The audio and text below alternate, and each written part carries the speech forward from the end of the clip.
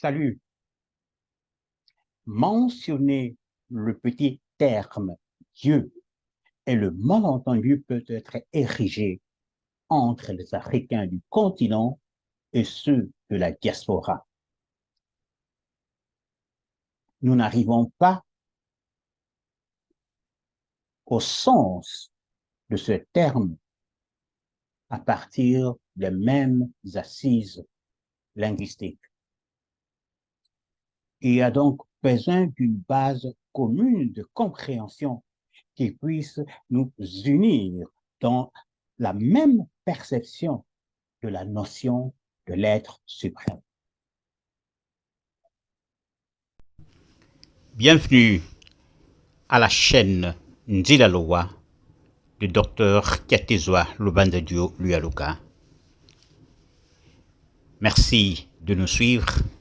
N'oubliez pas de vous abonner et d'appuyer sur la cloche de notification pour ne pas rater nos vidéos. En tant que Congo du continent, les premières langues auxquelles j'ai été exposé sont le Kikongo et le Lingala, deux langues africaines. C'est à travers ces langues que m'a été présentée la notion de l'être suprême. Une sagesse Congo dit, c'est Yemama Nzambi Bantoto. Papa et maman sont l'être divin sur terre. Cela a conduit naturellement à concevoir l'être suprême d'abord comme un père et une mère puissants perchés dans le ciel. Mais plus tard, le concept a été raffiné comme faisant allusion à un être omniprésent prenant soin de nous dans l'invisible. Cet être s'appelle Nzambi Ampungu Tulendo. Comme tous les enfants de ma génération, j'ai été branché à une troisième langue, le français, quand je suis allé à l'école.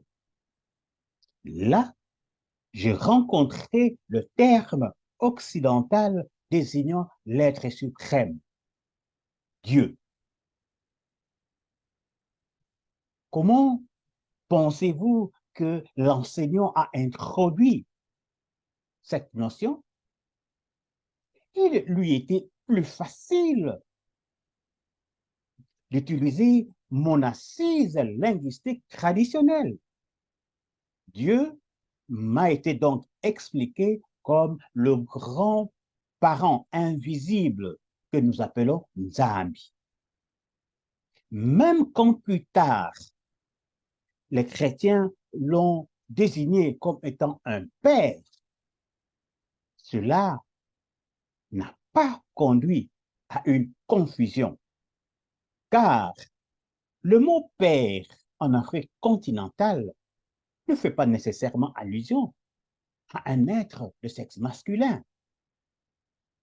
La sœur du père est un père femelle, Tata Nkendo. Et la sœur, le frère, pardon, de la mère est une mère femelle, Ngudi Ankazi. En outre, l'être humain, quel que soit son sexe, est considéré comme étant mâle et femelle. La partie droite est appelée mâle et la partie gauche du corps est appelée femelle. Ainsi, il n'est donc pas toujours facile pour nous du continent d'apprendre que les choses n'apparaissent pas à nos frères et sœurs de la diaspora comme étant aussi simples, surtout ceux des États-Unis.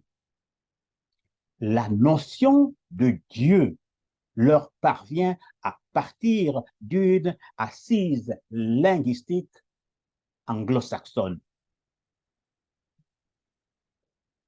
Dieu sonne dans leurs oreilles principalement comme un être blond, barbu, perché dans le ciel.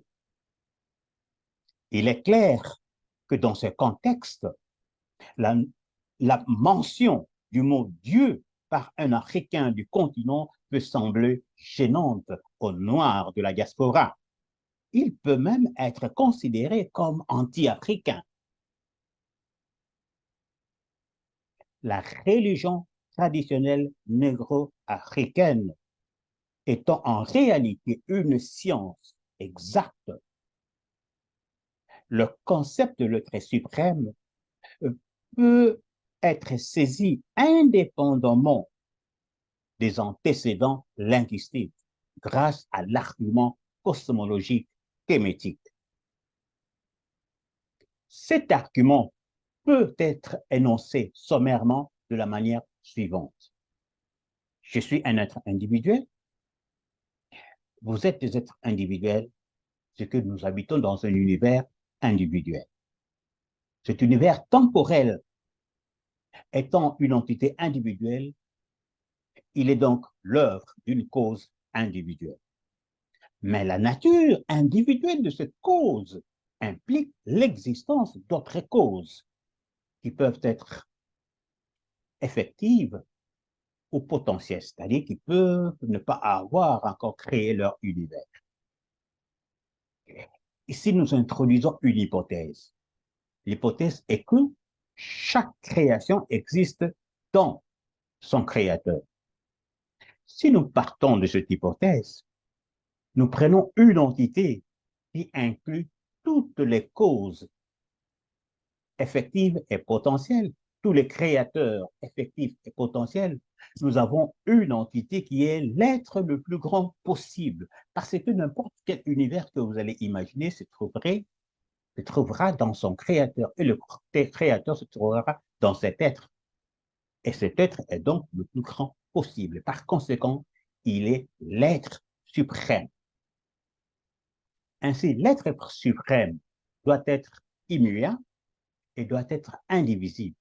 Parce que s'il n'était pas immuable et indivisible, s'il était donc muable et divisible, il doit y avoir un principe de sa divisibilité et de sa mutabilité, et ce principe doit être plus grand que lui. Or, lui, c'est l'être le plus grand possible.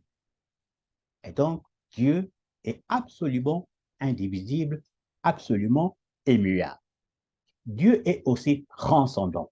Par la transcendance du Dieu, nous savons qu'il est au-dessus de tout.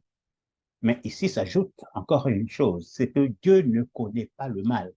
Parce que s'il connaissait le mal, en vertu de son indivisibilité, en lui, le connaître et l'être, c'est la même chose, puisqu'il est absolument indivisible. Ainsi, si Dieu connaissait le mal, Dieu serait infiniment bon et infiniment mauvais, ce qui est impossible. Donc, si l'être suprême connaissait le mal, il serait infiniment bon et infiniment mauvais, ce qui est impossible. L'être suprême est aussi la seule réalité qui existe. Parce que s'il y avait une réalité en dehors de cet être suprême, cette réalité ajoutée à la réalité qui constitue l'être suprême formerait une entité plus grande que l'être suprême, ce qui est aussi impossible. Donc, il n'y a de réel que le plan céleste. Il n'y a de réel que ce qui est Dieu et tout ce qui est en lui. Maintenant, la question est de savoir où se trouve notre univers temporel par rapport à l'être suprême. Cet univers temporel ne peut pas se trouver dans l'être suprême. Sinon, au moment de la création, quelque chose de nouveau s'ajouterait à lui et il changerait. Or, il est absolument immuable. Cet univers temporel ne peut pas se trouver aussi hors de l'être suprême. Sinon, ajouté à Dieu, il en résulterait une entité plus grande que l'être suprême, ce qui est aussi possible. Et donc, l'univers temporel ne se trouve ni en l'être suprême, ni hors de l'être suprême. Nous arrivons donc à la conclusion que l'univers temporel se trouve dans la conscience de son Créateur, ce qui est la justification de notre hypothèse. Cela implique donc tout ce qui est sur le plan temporel n'est qu'une perception de la réalité céleste. Tout ce qui est sur le plan temporel n'est qu'une manifestation limitée de la réalité céleste. Il en découle aussi donc que l'être suprême est mâle et femelle. C'est un père et une mère, comme on nous l'a inculqué depuis l'enfance. Cet argument peut être étendu jusqu'à inclure toutes les doctrines essentielles de la religion traditionnelle négro-africaine. Voilà pourquoi nous insistons sur le fait que cette religion est une science exacte.